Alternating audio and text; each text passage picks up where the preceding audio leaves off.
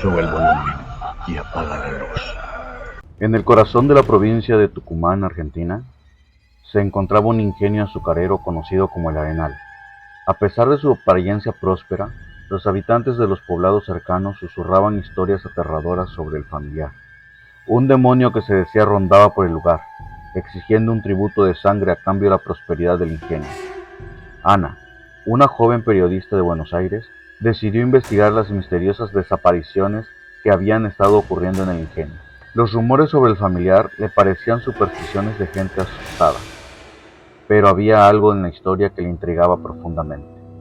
Al llegar al Arenal, Ana se encontró con un lugar sombrío, con los trabajadores siempre mirando a su alrededor, como si temieran de algo invisible. La noche que llegó, el ingenio estaba vacío, salvo por algunos vigilantes y el sonido constante de las máquinas en funcionamiento.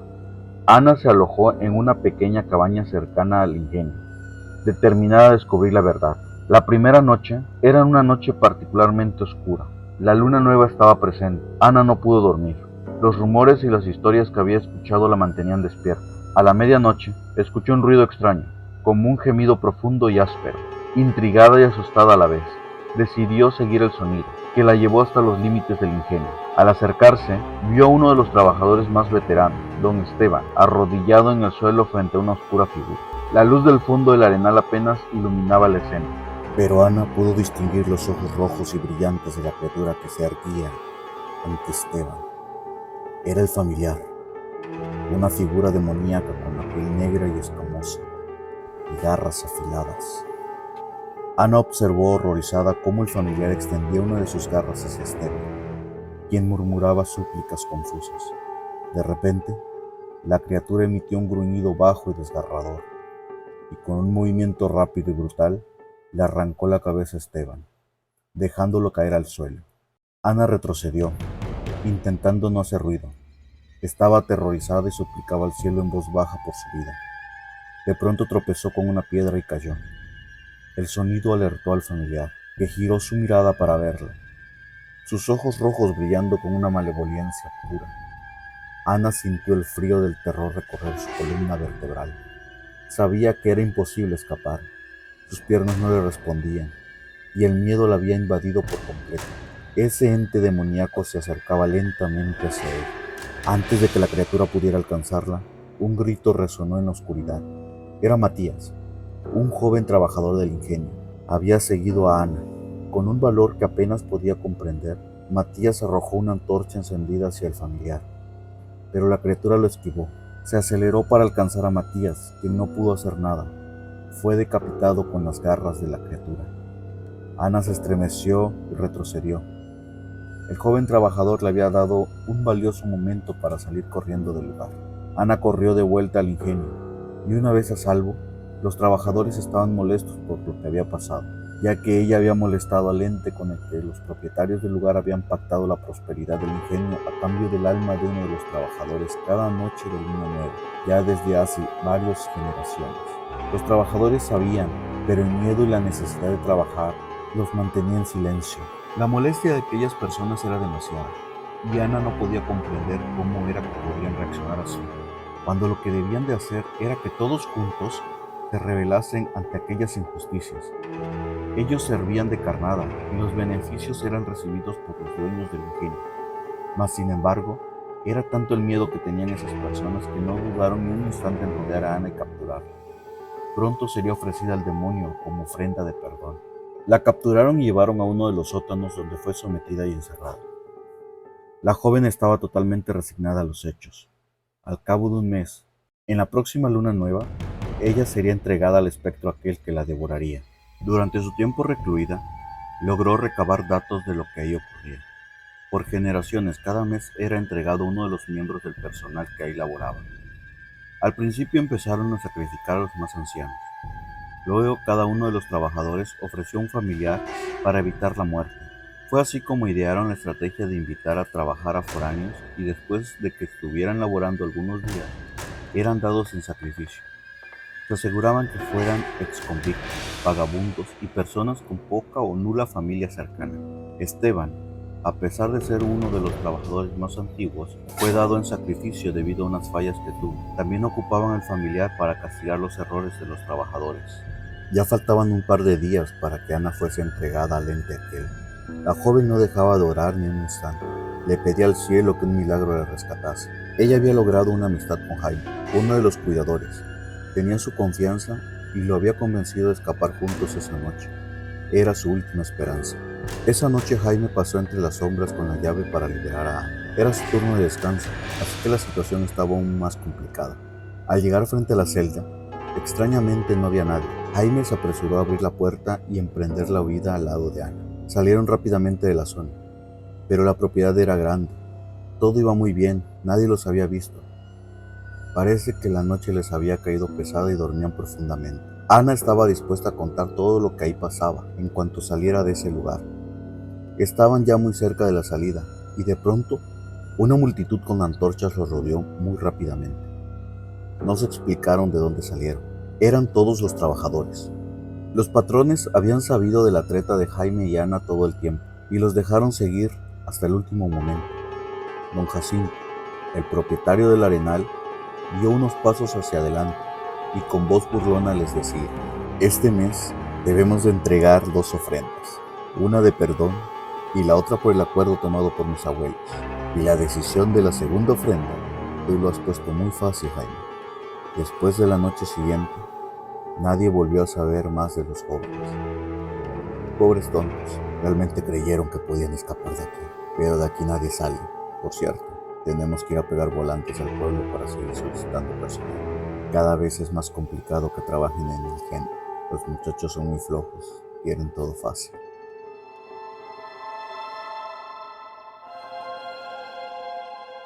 En el pequeño pueblo de San Pedro, enclavado en el corazón de la provincia de Corrientes, las noches de luna llena eran esperadas con mezcla de temor y expectación. Desde tiempos inmemorables, los habitantes susurraban historias sobre el lobizón, un hombre condenado a transformarse en un lobo monstruoso cada martes y viernes por las noches. Mica, una joven periodista de Buenos Aires, llegó a San Pedro en busca de una historia que pudiera revitalizar su carrera. Había escuchado rumores sobre el lobizón, y aunque no creía en leyendas, estaba intrigada por las numerosas desapariciones y muertes misteriosas que habían plagado el pueblo en los últimos meses. Decidió quedarse en la casa de su tía abuela Carmen, quien había vivido en San Pedro toda su vida y conocía cada rincón secreto del lugar. La primera noche de luna llena, Mica no pudo resistir la tentación de explorar. Con su cámara en mano y una linterna, se adentró en el bosque que bordeaba el pueblo. El aire era frío y el silencio inquietante. Los árboles se erguían como sombras amenazantes y el viento susurraba palabras incomprensibles. De repente, un aullido desgarrador rompió el silencio, haciendo que el corazón de Mica latiera con fuerza. Aceleró el paso, guiada por la curiosidad y la adrenalina. Caminó durante lo que parecieron horas, hasta que llegó a un claro iluminado por una pálida luz de luna. En el centro, vio un hombre de aspecto desaliñado, con la ropa hecha jirones y los ojos llenos de desesperación. Era Juan, un campesino del pueblo, primo cercano de Carmen, conocido por su amabilidad y su vida solitaria. Antes de que Mica pudiera acercarse, el hombre comenzó a retorcerse y a emitir gritos de dolor. Para su horror, Mica vio cómo el cuerpo de Juan se transformaba lentamente. Sus huesos crujían y se alargaron. Su piel se cubrió de un pelaje oscuro y sus manos se convirtieron en garras afiladas.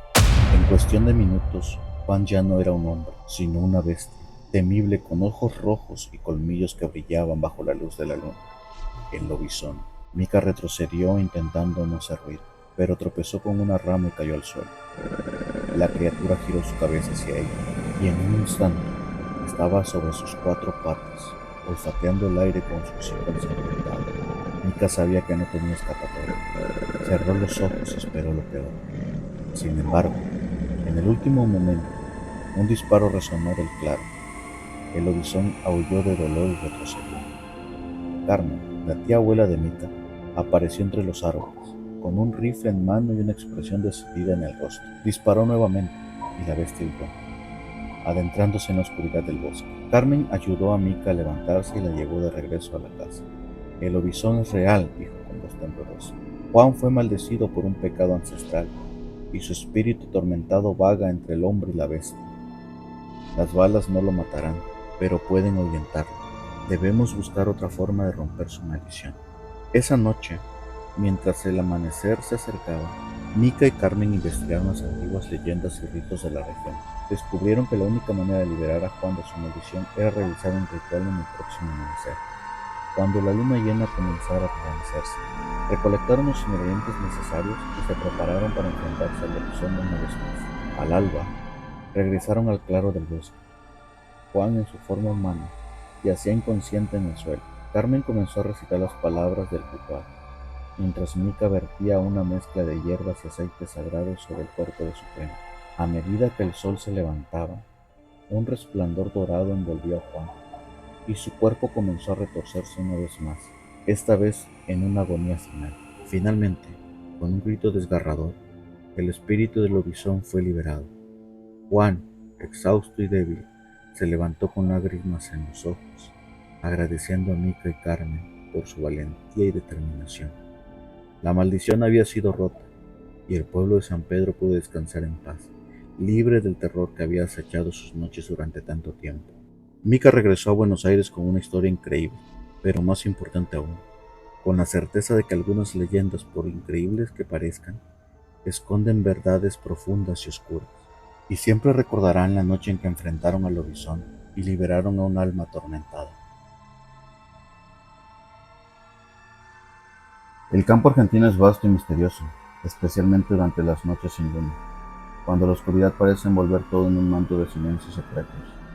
En una de esas noches, Alejandro, un joven campesino, decidió recorrer su estancia, revisando los alambrados y asegurándose de que todo estuviera en orden. Había oído hablar de la luz mala, pero como muchos otros, no creía en esas supersticiones. Alejandro se montó en su caballo y se adentró en los campos. La brisa era fría y el sonido de los grillos y las ranas era lo único que rompía la quietud. Avanzó durante horas, hasta que una extraña luz apareció en el horizonte. Era una luz tenue, pero inusual, que parecía flotar a pocos metros del suelo. Alejandro recordó las historias que le había contado su abuelo sobre la luz mala, un fuego fatuo que guiaba a los viajeros hacia la perdición. Ignorando las advertencias de su abuelo, Alejandro decidió acercarse. A medida que se aproximaba, la luz se volvía más brillante y parecía moverse, como si lo estuviera guiando. Su caballo empezó a inquietarse, pero Alejandro lo calmó y continuó avanzando. La curiosidad había vencido al miedo. De repente, la luz desapareció. Alejandro se encontró en un claro rodeado de árboles. Bajó del caballo y con su linterna en mano comenzó a buscar algún rastro de la luz extraña. No encontró nada, pero una sensación de peligro inminente comenzó a crecer en su pecho. Justo cuando estaba por regresar, la luz volvió a aparecer, esta vez mucho más cerca. Alejandro sintió un frío intenso que le recorría la espalda. La luz parecía pulsar con vida propia, y de su interior emergieron figuras sombrías que se movían de forma errática. Eran espectros, almas perdidas, atrapadas por la maldición de la luz mala. Intentó retroceder, pero sus piernas no respondían, como si una fuerza invisible lo hubiera atrapado. Las figuras comenzaron a rodearlo. Susurros irreconocibles llenaban el aire. Alejandro sintió que el mundo se cerraba a su alrededor. De repente, uno de los espectros avanzó, revelando un rostro desfigurado por el dolor y la desesperación. Era su abuelo, el mismo que le había contado las historias de la luz mala. Con una voz hetera y quebrada, le dijo: Alejandro, no debiste venir. La luz mala no perdona. Alejandro sintió el pánico apoderándose de él. Trató de pedir perdón, de implorar por su vida, pero las palabras no salían de su boca. Los espectros se acercaron más y más. Susurros se convirtieron en gritos. El frío se convirtió insoportable y Alejandro sintió cómo su cuerpo se debilitaba. Con un último esfuerzo, cerró los ojos y se encomendó a cualquier fuerza que pudiera salvarlo. Cuando despertó, estaba tendido en el suelo claro. La luz había desaparecido y el sol comenzaba a salir en el horizonte. Se levantó con dificultad y miró a su alrededor, sintiendo una mezcla de alivio y confusión. No sabía cuánto tiempo había pasado, pero su caballo seguía ahí, fiel y esperando. Alejandro montó con dificultad y regresó a su casa, decidido a nunca más desafiar las advertencias de su abuelo. Desde ese día, Alejandro nunca volvió a hablar de lo sucedido en el claro, pero cada vez que alguien mencionaba la luz mala, un escalofrío recorría su espalda. Sabía que lo que había visto no era una simple superstición, sino una advertencia, un recordatorio que algunas fuerzas de la naturaleza no deben ser desafiadas. En las noches oscuras y silenciosas, cuando la luz de la luna apenas iluminaba el campo, Alejandro se aseguraba de estar en casa, seguro y lejos de la tentación de la luz mala.